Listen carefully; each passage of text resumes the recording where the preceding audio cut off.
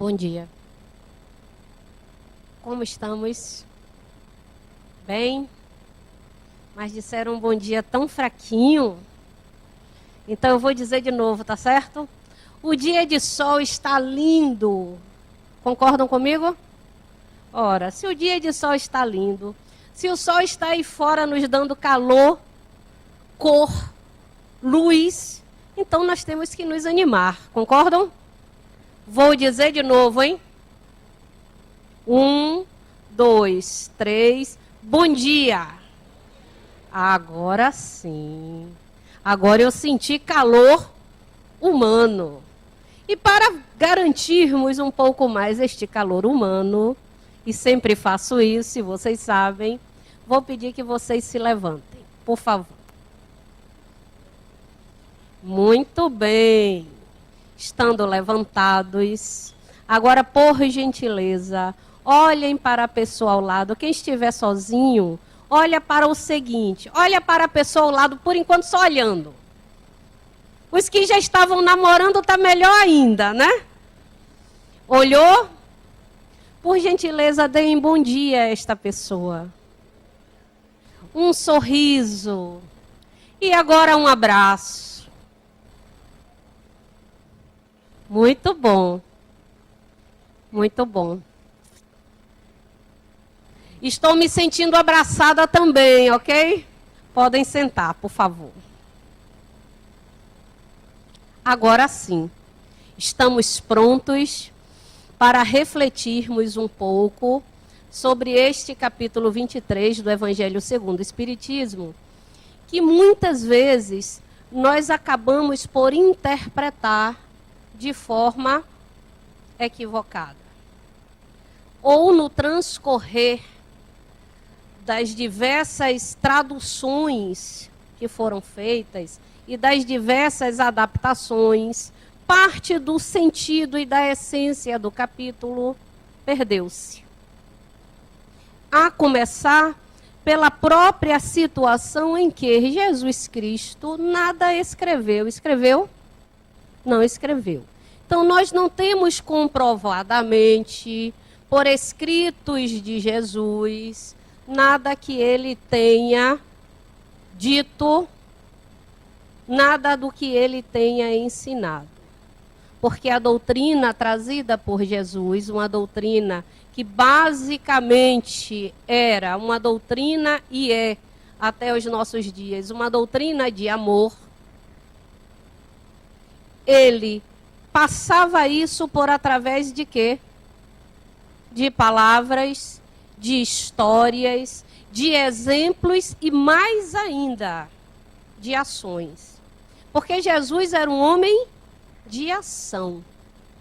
Era um homem que, estando em qualquer momento, se apropriava de uma situação do cotidiano do povo para trazer para eles uma lição prática da vida. Então, Jesus não deixou escritos, né? Nós não temos notícia de que ele tenha deixado escritos porque a sua doutrina era uma doutrina oral. O que é uma doutrina oral? Que passa de quem? De um para outro, ora através da fala. Concordam vocês comigo? E nós utilizamos muito um termo de quem conta um conto, aumenta um ponto.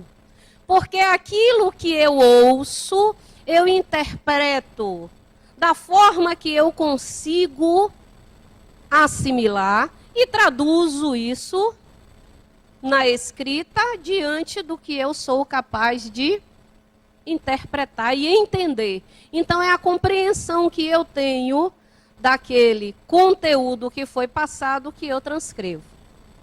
E nós tivemos 4 evangelistas. Me digam aí o nome deles 4, por favor. Mateus, Lucas, João e Marcos. Pedro não chegou a ser evangelista, não. Pedro foi um difusor, né, um divulgador da doutrina, mas tal qual Jesus se apropriou do verbo, da fala, não da escrita. Então, nós tivemos 4 evangelistas: Mateus, Lucas, Marcos e João.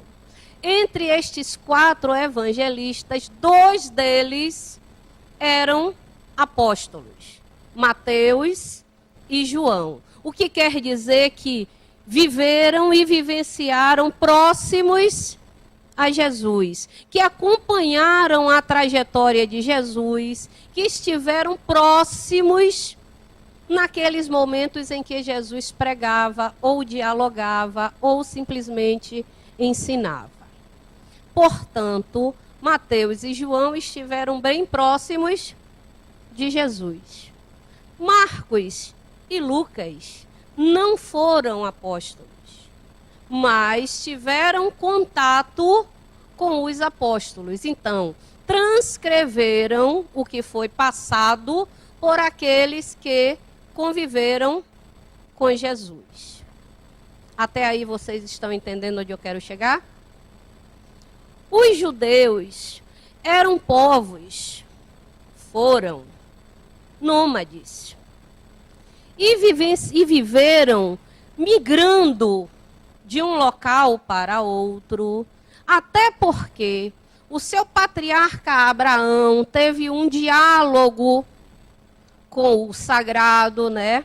Diz que ele teve uma conversa com Deus e que Deus disse a Abraão que o povo, a família de Abraão, deveria ir ao mundo até encontrar uma terra que seria a terra fértil, que seria a terra de Israel, que era a terra prometida.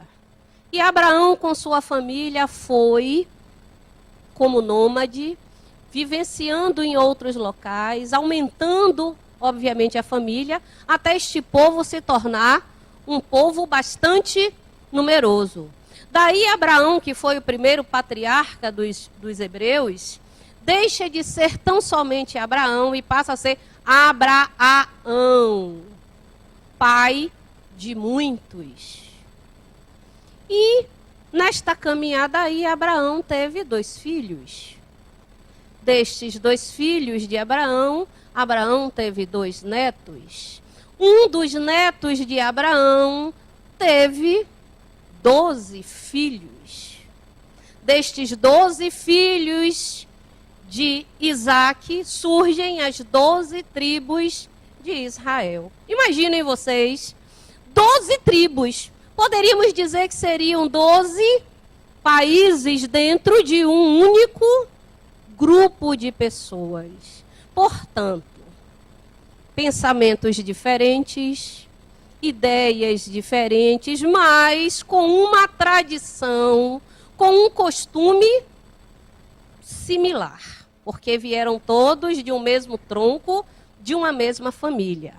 Só que o povo de Israel, até chegar aonde hoje estão, passaram por muitas e muitas provações, ao ponto, inclusive, de inicialmente estarem no Egito numa condição confortável, mas quando o faraó, que abrigava os judeus dentro do Egito, veio a morrer, eles deixam de ter uma condição confortável no Egito e passam a ser escravos e cativos, sem terem condição de locomoção e sem ter uma condição social confortável. Então o povo judeu sofria no Egito. E um homem que empreende uma revolta positiva faz com que este povo saia e durante 40 anos tentem chegar até a terra de Canaã, a terra prometida. Quem foi este homem? Moisés. Moisés leva seu povo ao deserto e durante 40 anos eles tentam chegar à terra prometida. Ao chegarem à terra prometida, Moisés morre e um substituto inicia a tarefa. Só que os judeus, estando dentro já da região da Palestina, sofrem muitas invasões. Os judeus foram escravos e invadidos e dominados pelos próprios egípcios, pelos assírios, pelos babilônios, pelos mesopotâmios, pelos gregos e, por último, pelos romanos. Imaginem vocês, se já era um povo que tinha 12 tribos, 12 pensamentos, mas com uma tradição forte, após todo este domínio destes povos, quanto não se adquiriu da cultura destes povos que dominaram os judeus. Portanto, termos utilizados pelos evangelistas, fica claro para nós que havia uma adequação de língua, de vocabulário. Então, quando Lucas diz que quem não odeie a seu pai e a sua mãe não poderá segui-lo, ele queria dizer exatamente o seguinte: a tradição judaica nos diz que a família é o ponto de referência. E o povo judeu, ele parte de um patriarca. Quem foi o primeiro patriarca dos judeus? Abraão. Então, uma sociedade baseada no patriarcado, ou seja, onde o poder de reger, de controlar a família estava no indivíduo masculino, no homem, ou no ancião, que dominava as tradições, que tinha controle sobre os costumes, porque era o indivíduo mais velho daquela família. Então nós temos o termo ódio aí, não com o significado que nós temos, mas sim a palavra ódio nos traduzindo amar menos. Amar menos. E ele disse, repetindo a frase: aquele que não ame menos a pai e a mãe não pode me seguir. Partindo exatamente daquela premissa de que o povo judeu tinha uma tradição pautada na família, no dever de família. Se o patriarca ficava velho, assumia a família quem? O seu filho mais velho, que assumia o pai e toda a família. Enquanto tivesse alguém que dependesse daquele controle, da tradição e do costume, ele tinha que ali estar. Ele podia casar? Podia casar. Trazia a sua esposa para a sua família. Então a família, a mulher, nessa comunidade, era absorvida pela família do marido. Porque a ele cabia a manutenção da tradição e dos costumes do povo. Conseguem entender a profundidade do que Jesus estava propondo àquelas pessoas que o seguiam? Conseguem entender qual o sentido de deixar pai e mãe, deixar o lar para me seguir? Porque esta passagem ocorre exatamente em certo momento em que ele ia caminhando e vinha uma multidão muito grande acompanhando-o. O fato de haver uma grande multidão acompanhando-o quer dizer que aquelas pessoas estavam prontas para abrir mão da sua vida para seguir Jesus? Será? Se fosse aqui agora. Vamos colocar agora no nosso tempo. Estou eu aqui, Ednilson Fidelis, e digo a vocês, termino aqui e digo, olha, se vocês estiverem dispostos a abandonar tudo o que vocês têm, família, posses, tudo, abandone sua vida e me siga. Quero ver os dedos levantados para aqueles que irão me seguir. Você vem comigo, jovem? Olha a responsabilidade, menina. Eu consegui uma discípula. Ela, ao sair daqui, ela vai comigo, não quer nem saber para onde, mas ela vai. Mas a maioria de nós ficamos com os nossos bracinhos cruzados. Não vou, Nil. Por que não vou?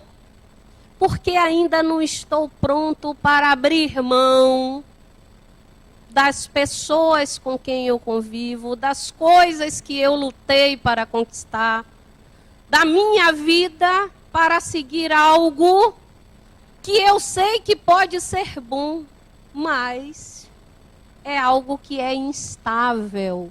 E eu vivo na minha zona de conforto, onde eu não tenho que ir por grandes desafios. Eu vou igual aquele ditado, ó, devagar e sempre. Como vou arriscar numa jornada que é algo que eu não sei? Pois bem, naquela época era isto que acontecia. Jesus, pelo verbo forte e amoroso que tinha, porque sua doutrina era de amor pura. Em síntese, em essência, o que Jesus trouxe para nós foi uma doutrina de amor a Deus, de amor ao próximo e amor a si mesmo. Em qual ordem eu vou colocar os três é uma opção pessoal. Mas a doutrina de Jesus Cristo, na época em que viveu e hoje nos nossos dias, uma doutrina de amor, em essência. Amor a Deus, amor ao próximo, amor a si mesmo. Ora, esta proposta, dentro de uma sociedade, de uma cultura onde se valorizava a tradição, onde se valorizava a posição social, era fácil uma pessoa simplesmente abrir mão de tudo, das tradições, daquilo que acreditava, porque era algo passado de pai para filho, as tradições de família, e largar tudo isso e acompanhar Jesus. Numa jornada que era de tarefa, era de trabalho, era de longas caminhadas, muitas vezes em cima de um lombo de uma mula, mas muitas vezes a pés. Caminhando por todas as regiões e províncias da Palestina, passando por dificuldades. Quando eu tenho em casa todo o conforto. Então, quando ele convida esta multidão a amar menos as suas tradições, a valorizar menos aquilo que possuía, ele faz uma proposta muito mais ampla. Muito mais ampla. Porque ele não iria se contradizer, não é? No capítulo anterior, que foi o capítulo 22, que foi a semana passada, ele fala em não separar o que Deus juntou. Então, seria, né, a convivência e o interrelacionamento conjugal. No capítulo 14, ele manda que nós façamos o quê? Honrar a pai e mãe. Quando ele chega no 23, ele diz tudo. Ele desmancha todo o seu ensinamento? Não. O próprio capítulo tem um título engraçado, né? Moral estranha. Tá aí para você? Ah, tá. Moral estranha. Aí vocês já pararam para se perguntar por que moral estranha? Fica estranho até de imaginar o que seria moral estranha. O que vocês acham?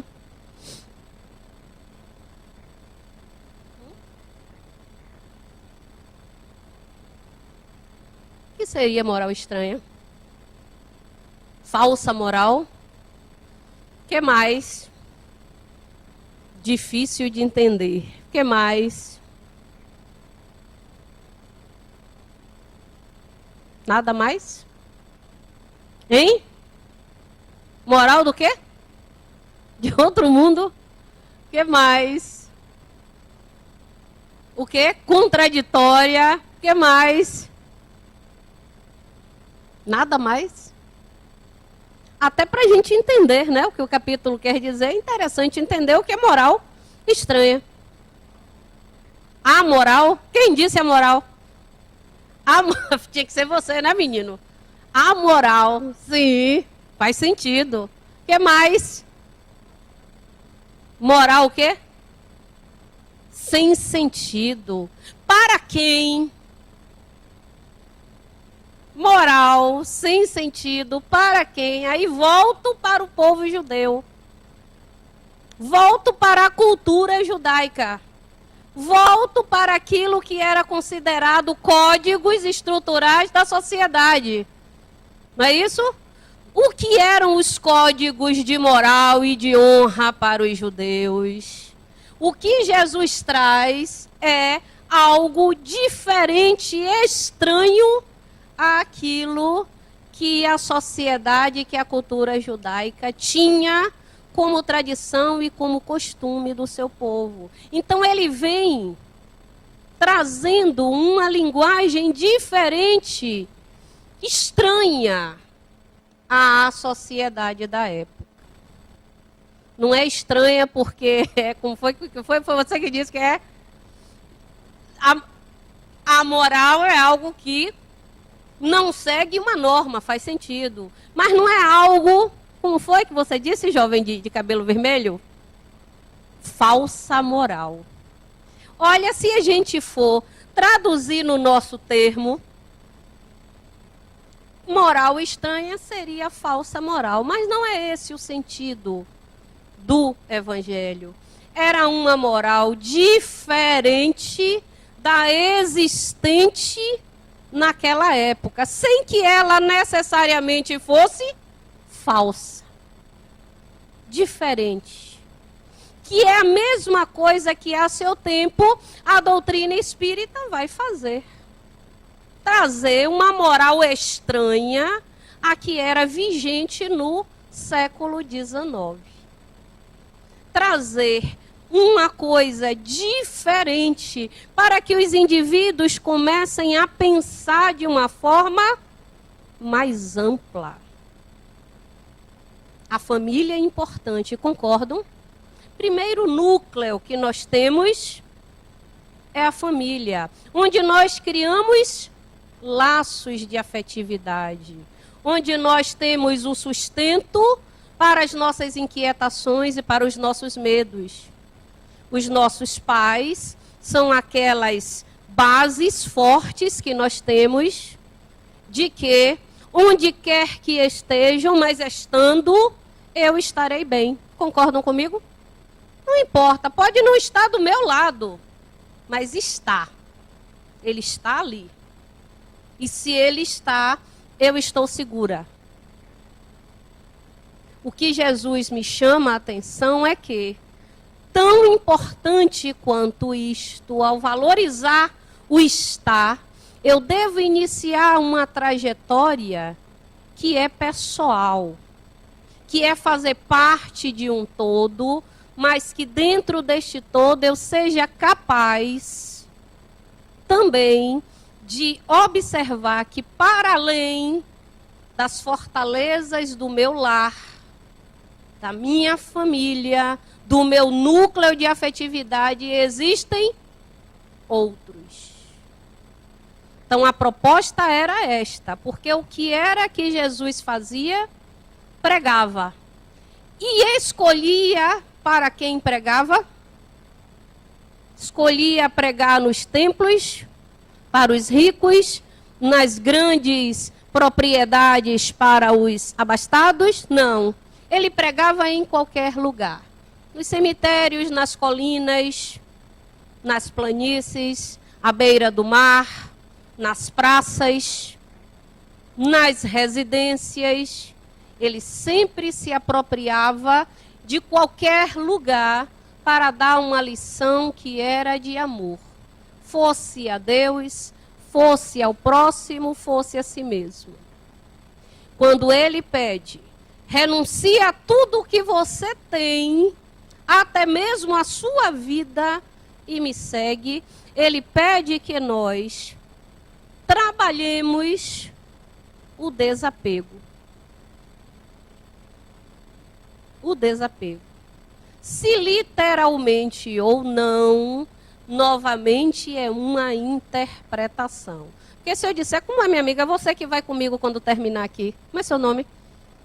Alzira. Se eu disser aqui agora, porque eu fiz uma proposta dela me acompanhar, mas eu não disse o que ela teria que abrir mão para me acompanhar.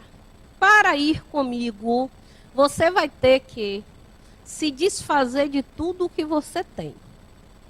Você só vai me acompanhar com esta roupa que está no corpo, esta bolsa e tudo que aí está. Para onde nós vamos não tem cartão de crédito nem de débito. Você continua indo comigo? Rapaz. Aí eu vou levar, não vai ter jeito não. Eu vou. Jesus conseguiu 12, eu já consegui 1, até o final do evangelho eu consigo mais 11. Mais 1, pronto. Anderson vai comigo também.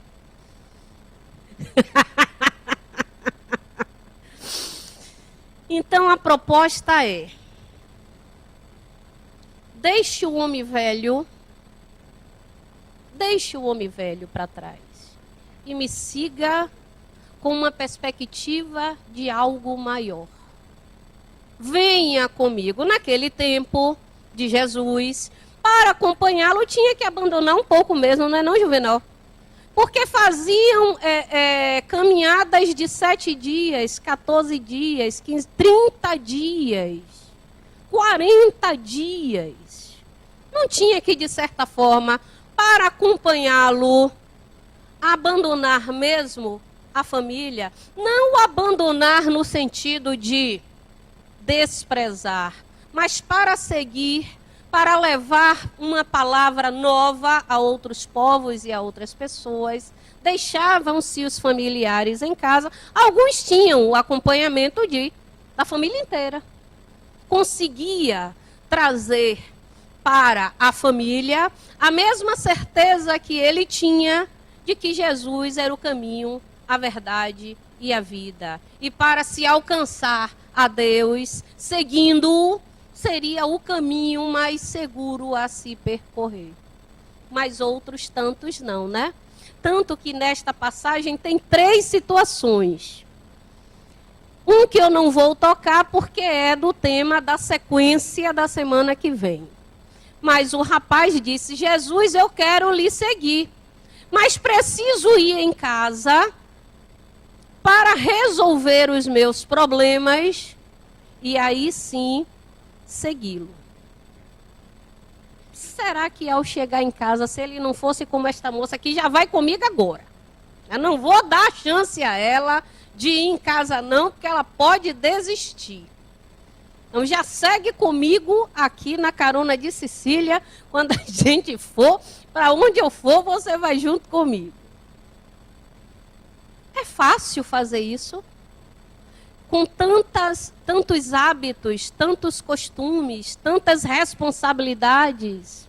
Claro que aquele indivíduo ia ter dificuldade de fazer isso. Eu vou, Senhor, eu vou com o Senhor, mas eu preciso ir antes, ir lá na minha terra para resolver as coisas, deixar alguém tomando conta para eu poder seguir. Aí ele diz assim: ninguém que tenha pegado na enxada, e ele chama de charrua, que é uma ferramenta de arado, é um arado. Ninguém que tenha pegado um arado pode deixar o arado. Então, se as tuas preocupações cotidianas ainda é com a terra, continua fazendo o que estás fazendo. Para me seguir, você precisa abrir mão de tudo. E esta passagem do capítulo 23, profunda, se nós trazermos para a nossa vida. Esquece agora a época em que Jesus viveu e vamos nós aqui em contato com o Evangelho. O capítulo 23 diz assim: abandone tudo, abandone seus hábitos, abandone tudo que lhe traz apego e que faz com que você se prenda, se liberte e siga as palavras de Jesus. É difícil, não é? É muito difícil, porque os nossos costumes, a nossa cultura ainda cobra de nós, tal como lá naquela época em que Jesus viveu, posturas e responsabilidades que nós assumimos e achamos que não podemos deixar inconcluída a nossa obra. Só que, nestes dias de hoje, diferente da época em que Cristo viveu, que nós precisaríamos passar muito tempo fora de casa, distante, nós podemos fazer o que Jesus nos solicita sem que abandonemos aqueles que amamos. Vamos estar menos próximos. Mas aí, se nós conseguirmos fazer com que estes indivíduos percebam que aquilo que eu acredito é algo que fortalece o indivíduo e que ele consiga também fazer, não haverá separação nem distanciamento. Mas a todo momento nós fazemos escolhas, não fazemos? Estamos dentro do lar, resolvemos nos casar, saímos de dentro do lar dos nossos pais e constituímos uma nova família. Nesta família eu posso ter apenas um companheiro ou companheira, mas posso ter filhos. Vai chegar um momento que os filhos também vão querer sair de casa, não é verdade? E por que na hora que o filho quer sair de casa eu quero agarrar ele, não vá, fique aqui? Se eu também fiz as minhas escolhas, se eu também fiz, mas na minha época era diferente. Cada um vivenciando sua época, cada espírito é uma individualidade, com direito a fazer escolhas que muitas vezes são certas e outras podem ser equivocadas, mas ele tem o direito de fazer aquela escolha. Então, abrir mão do que eu possuo em função de algo maior é agora me voltar para as minhas necessidades enquanto espírito. Ora, eu cheguei no momento da minha vida que está faltando alguma coisa. Eu tenho família, eu tenho trabalho, eu tenho um lar, eu tenho amigos, eu tenho tudo, mas me falta alguma coisa. Ora, se me falta alguma coisa, eu vou procurar. Eu vou procurar. O que me falta? Aí eu vou procurar o que me falta nos templos, nos centros espíritas, assistindo o Evangelho, despertando para algo maior. O que vocês, espíritos aqui presentes, desejam para as suas vidas? Seguir a Jesus? De que forma? Abandonando tudo e seguindo, praticando as obras que Jesus praticou. Eu posso fazer isso tudo sem ter que necessariamente sentir que estou abandonando. Eu tenho que fazer as escolhas certas para assumir ações que eu consiga fazer e fazer bem feito. Porque a reencarnação, meus amigos, que é isso que nós estamos vivendo, é uma oportunidade de quê? De quê? De crescimento? De que mais? De aprendizagem. Que mais? De que mais? De aprendizagem, de crescimento? De praticar. De experienciar. E eu só vou poder praticar algo se eu fizer ação. É difícil praticar É difícil ou é fácil? É difícil? Nada. É difícil, é uma casa em cima da outra e o homem constrói. Então não é difícil, é complexo. É complexo. Mas por que praticar é complexo? Porque eu preciso estar respaldado numa teoria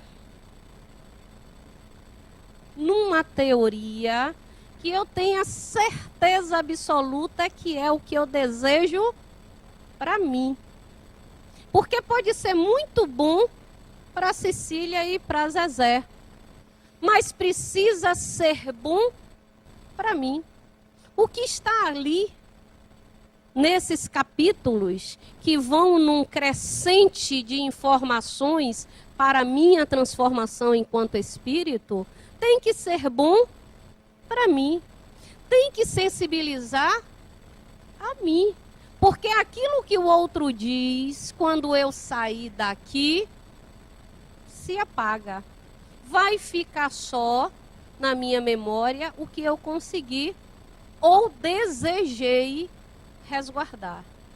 Mas para que eu possa praticar, eu preciso me fundamentar na teoria que vai me dar a base e a certeza de que eu quero deixar para trás tudo o que eu já vivi até aqui, isto é, deixar até a sua vida e seguir de uma forma diferente. É isso que vocês querem? Porque se vocês já chegaram aqui neste sábado do dia 12 de outubro de 2013 e nós temos um salão quase completo, vocês já estão buscando alguma coisa porque vocês poderiam estar em casa dormindo. Não podiam?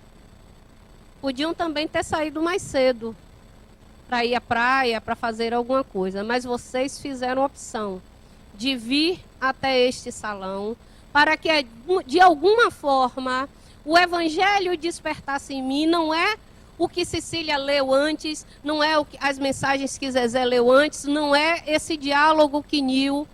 Isso não é nem um diálogo, isso é um monólogo, né? Esse monólogo que Nil está tendo aqui. Não. Eu estou aqui porque desejo estar. Ou eu estou aqui porque preciso estar. Mas mesmo se eu preciso estar, eu preciso tirar daqui algo que me sustente durante o resto do dia que eu vou viver. E que eu possa me lembrar durante o resto do dia em que eu vou viver este dia de hoje, que abandonar os hábitos e me tornar uma pessoa diferente só depende de mim. Quais hábitos eu possuo que são difíceis de abandonar, que me traz determinado sofrimento, é em cima destes hábitos que eu vou trabalhar. Qual tipo de apego eu tenho a coisas e a pessoas que eu preciso iniciar a desapegar? Porque nós temos apegos. Mais do que qualquer outra coisa, nós somos apegados. A pessoas, a coisas, a lugares, a começar por aquelas coisas que ficam lá dentro do guarda-roupa, que eu não uso de jeito nenhum, mas qualquer dia eu posso precisar. Vocês também? A roupa que não cabe mais, mas eu vou emagrecer.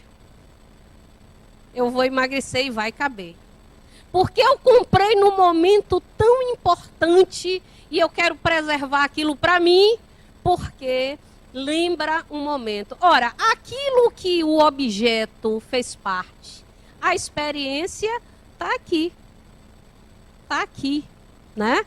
Então eu não preciso necessariamente do objeto físico para que aquela história que ele faz parte esteja comigo. Então nós vamos começar por aí.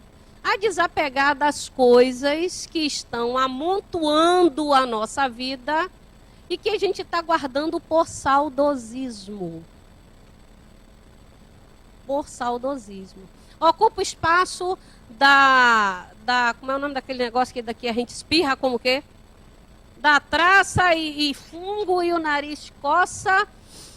Eu, por exemplo, estou precisando desapegar de alguns livros, mas é difícil, olha que é uma casa em cima da outra, mas desapegar dos meus livrinhos mais antigos está sendo um sofrimento enorme. Eu separo eles, agora vai, aí volta, agora vai, volta. Então eu ainda não estou pronta, porque se eu tivesse que seguir Jesus hoje, tinha que ser pelo menos umas 4 mulas para segurar meus livros em cima, e mas eu ia com os livros. Isso é um exercício, né, que eu tenho que fazer, porque o livro ele precisa cumprir a sua função. Se ele já instruiu a mim quando comprei, agora ele precisa ajudar outras pessoas a fazer o seu papel, né, de difusor do conhecimento, mas eu não consigo. Então, neste momento, eu não estaria realmente podendo fazer esta opção, mas tentando, porque já vai tirando, né? Já não está mais dentro daquele contexto, ele já está separado, só precisando um momento, agora vai, sem olhar para trás. E é isto que nós precisamos fazer diante da nossa vida. Eu espero que esta conversa que nós tivemos tenha despertado em cada um de nós, porque em mim este capítulo sempre mexe e mobiliza desta forma, de procurar entender a essência do que Jesus quis dizer em abandona tudo, inclusive a sua vida, e me segue. O que a doutrina nos propõe é algo muito semelhante. Olhe quem você é, olhe o que você pode ser. Você é um espírito imortal com experiência linda, que é esta encarnação. O que você vai fazer com esse presente? Vai pegar o presente e vai jogar na lata do lixo? O que nós fazemos com o presente? Mesmo quando é aquele que a gente nem gostou tanto. Oh, muito obrigado, que bonitinho. Gostou? Adorei. O adorei é meio sem graça, mas foi presente, né? Se foi presente, eu vou cuidar para que aquele presente tenha utilidade. O mesmo serve para as nossas vidas. Que pensem vocês hoje, 12 de outubro de 2013, dia dedicado às crianças, e somos todos crianças. E o dia da padroeira do Brasil, Nossa Senhora Aparecida, para os católicos. Exato. Da criança foi em função, né, já do comercial. Mas já que foi colocado o dia 12 como o dia da criança, e somos todos crianças ainda, crianças do aprendizado que teremos na condição de espíritos imortais, de sair desta condição ainda de limitação da dor, que para nós ainda é ferramenta e lição de vida, mas que no futuro não será necessário. Que nós passemos esse dia com tranquilidade, com alegria, lembrando que a vida é um presente. E para encerrar, 3 minutos, uma musiquinha que Raja vai colocar agora, e eu agradeço a vocês antecipadamente pela paciência de aqui estar. E esta moça, Isaura, né? Alzira, eu já estou chamando de Isaura, você entendeu, né? Escrava, né? Você entendeu. Alzira, não Isaura, coitada de Alzira. Vocês já entenderam, né? Isaura, escravizar a vida, né? Vida de escravo não é fácil. Alzira que vai seguir comigo para onde formos. E Anderson que também depois disse que vai. Eu já saí daqui com 2, né? Só faltam 10. Vamos ouvir a música Brincar de Viver. Que ela sirva para fechar, né, este evangelho desta manhã. E é um presente que eu deixo para vocês. E pensem nesta música como esta oportunidade que vocês estão tendo e de que forma nós podemos conduzir a nossa vida para brincar de viver. Muito obrigada.